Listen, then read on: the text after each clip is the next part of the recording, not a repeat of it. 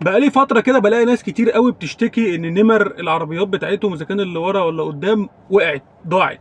طبعا هو ما بيفكرش ان هي متعلقة على مسمارين، مسمار وقع، مسمار اتلخلخ، هو ما بياخدش باله، هوبا يكون ماشي على طريق سريع، خد كام مطب، المسامير ايه حلت من مكانها، قام النمرة ضاعت.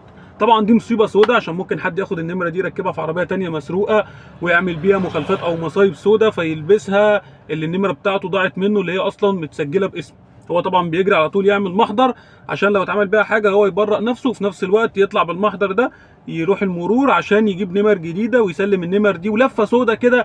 يعني احنا او انت في غنى عنها. فانت تعمل ايه عشان النمره دي لو وقعت من العربيه وحد لقاها هيرميها او هيركنها على جنب، يقول لك انا هوصل لصاحبها ازاي يا عم وانا لسه هدور عليه ولا اروح المرور؟ طبعا كلنا بنكسل في الحاجات دي. انسانيا يعني ما فيش. فانت تسهل على نفسك.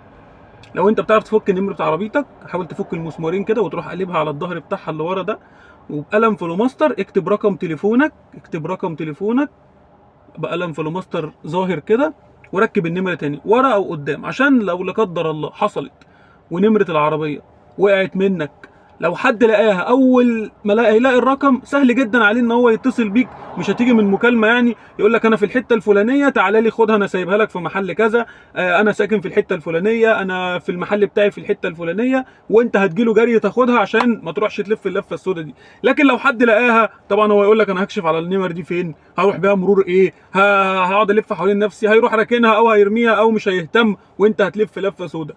دي معلومه ناس يعني شفت حد عاملها وانا عاملها في عربيتي، وانت لما تشوف الفيديو ده انصح اي حد تعرفه واعملها في عربيتك انت كمان، ان هو يكتب نمرة موبايله على النمرة اللي قدام واللي ورا من الظهر، عشان لو لا قدر الله وقعت منه تسهل عليه كل اللفة دي، وما يقعدش بقى ولا محاضر ولا يروح ولا يبدل نمر ويروح المرور ويضيع يوم ويسلم النمر ويجيب نمر جديدة والشغل ده.